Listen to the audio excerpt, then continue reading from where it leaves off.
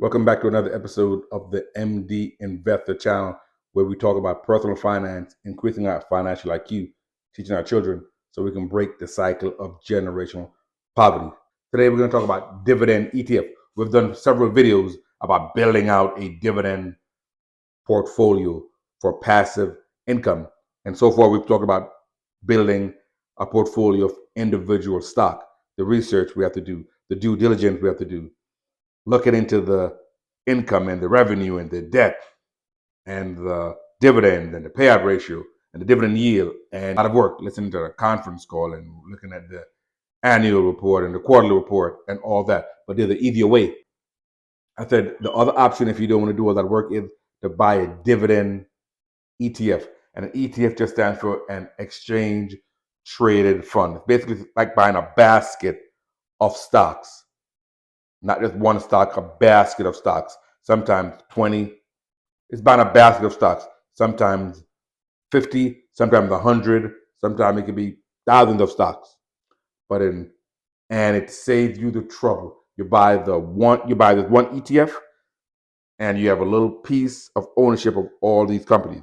All the work you just do upfront by researching the ETF, but all the other work in terms of picking the stocks and rebalancing and the selection criteria, all of that is put on the fund manager. They'll charge us a fee called an expense ratio, but after that, our work is done and we can just sit back and collect our passive income. So again, guys, today we're digging into SCHD, which is the Charles Schwab U.S. equity dividend ETF. Let's go into my computer. I'll see you there. In the computer on the Charles Schwab website. And this is the Schwab U.S. Dividend Equity ETF, ticker symbol SCHD. So let's go ahead and see what we can find. Okay, so we see that the fund's goal is to track as closely as possible before fees and expenses the total return of the Dow Jones U.S. Dividend 100 Index. So it's part of the larger U.S. Dividend Index that have probably thousands of companies, or at least about 1,000 companies, but it narrows it down to the 100, a criteria of about 100 that pays dividend that meets the criteria. So we see here the expense ratio 0.06, which basically means is how much the fund is going to charge you for the management of the ETF. To find out how much you're going to pay on every $1,000 you have invested, you're going to move it 3 places to the right, the decimal places. So it'll be 1.626, which is that's 6 cents, and then it'd be 60 cents for every $1,000 invested, or $6 for every $10,000 invested, which is not bad. So if you have $10,000 invested over a year, it costs you $6.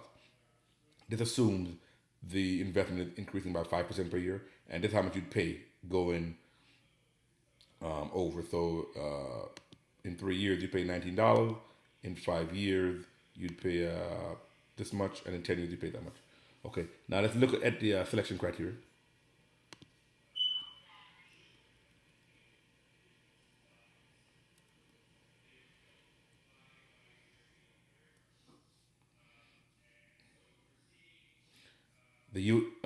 The Dow Jones U.S. Dividend 100 Index is designed to measure the performance of high dividend yielding stocks issued by U.S. companies, so no international exposure, that have a record of consistently paying dividends, selected for fundamental strength relative to their peers, based on financial ratios. The 100 component index is a subset of the Dow Jones U.S. Broad Market Index, excluding real estate investment trust. So it excludes REITs. So if you're looking for real estate exposure, you will need something else in addition to SCHD, because you'll have no real estate in the SCHD. It also excludes master limited partnership, which basically the type of investment that is sort of like a partnership, but but it's traded on a public exchange. Most of them are in the commodity space, like in oil and gas. So all index eligible stocks must have sustained at least 10 consecutive years of dividend payments. So all the companies, including SCHD, must have paid dividends for a minimum of 10 years. And they must have a minimum of $500 million market cap. So they must be at least valued of $500 million.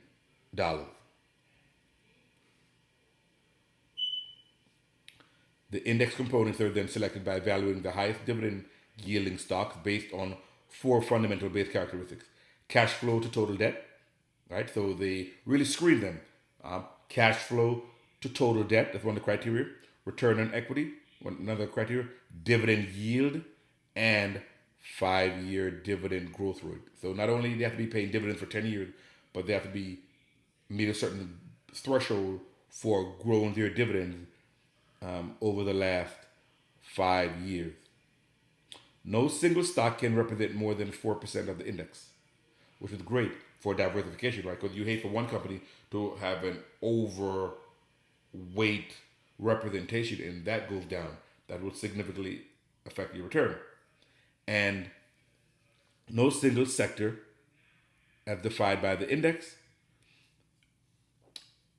can provide more than 25% of the index, which is great. So energy or consumer staples or industrials can't be more than 25% of the fund, which again is great for diversification. So you don't want if one company goes down, it will affect you significantly, or if one sector goes down, to affect you significantly as well. The index composition is reviewed annually. So every year, the fund managers look at the index composition, in terms of the percentage, and see if they want to change that. And it's rebalanced quarterly. So every 3 months, they look and they rebalance it. Meaning, if something has grown really well and now they represent a sector is now representing more than 25%, so then they'll have to adjust it.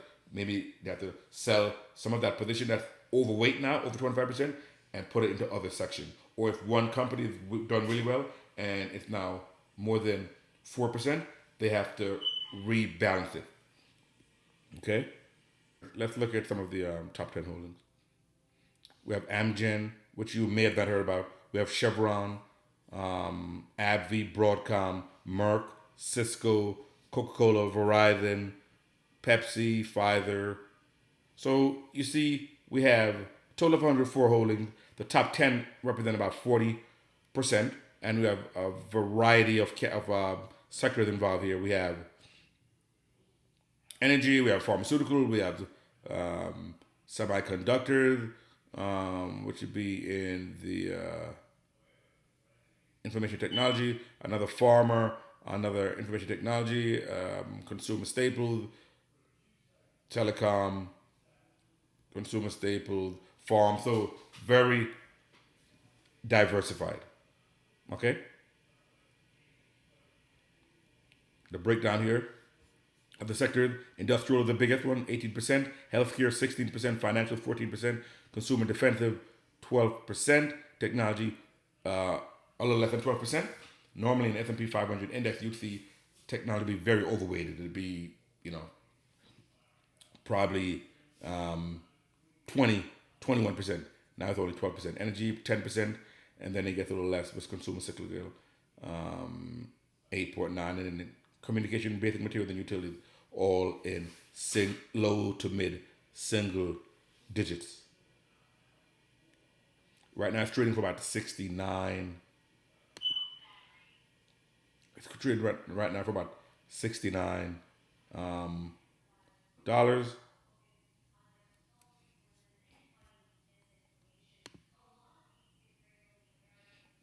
The 52-week range, the low is about $68. High is about $79. Right now it's at toward the low end of the range. We said the expense ratio is about 0.06, right? So it's about $6 for every $10,000 invested. The dividend yield right now is about $2.62 for the year. It's about the yield for the trailing 12 months. That's what TTM means, trailing 12 months. It's about 3.78%, which is not the highest, but it's not the lowest either. It's about $46 billion under management, of assets under management, $46 billion. Let's look at the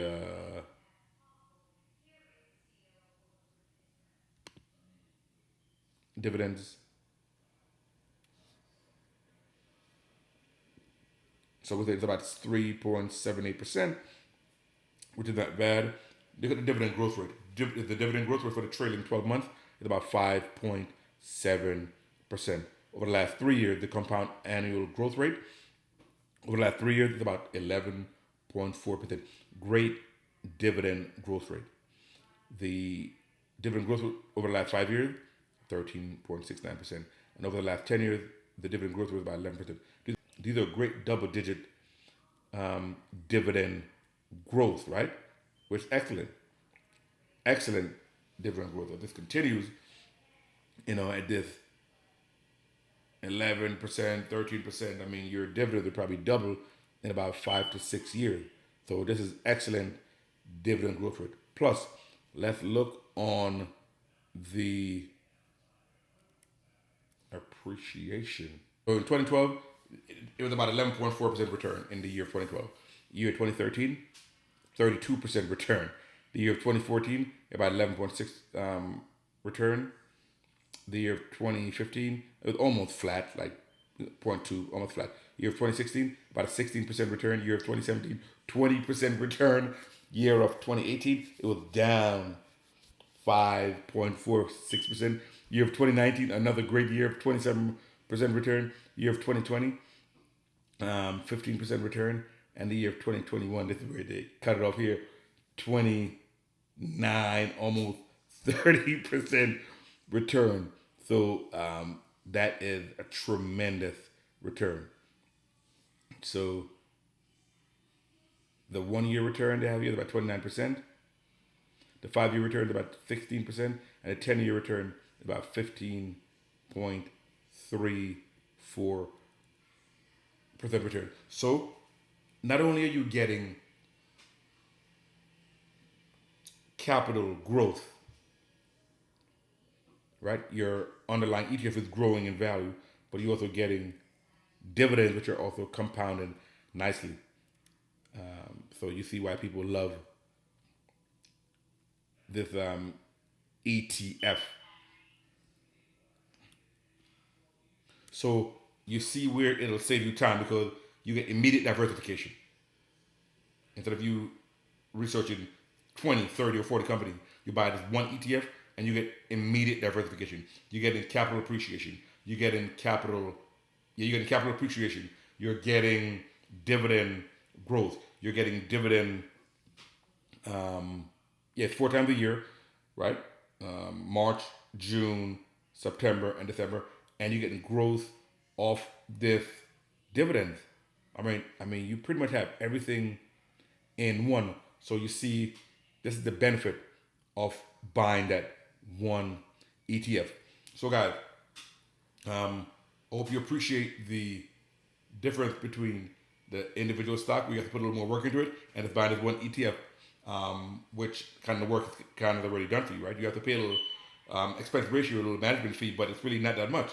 And you can have a strategy where either you go with all ETF, you go with all stocks, or you go with a little combination where you have a core position with some ETF like SCHD, maybe 60, 70%, 75% of your holding. And then you have what they call a satellite position where you have little individual stocks around the periphery that you watch and manage, maybe representing 25, 30%, whatever you feel comfortable. So that's a strategy that people sometimes go with. So guys, another video from MD Investor to increase our personal financial education, teach our children so we can break the cycle of generational poverty. MD Investor out. And don't forget to subscribe on YouTube.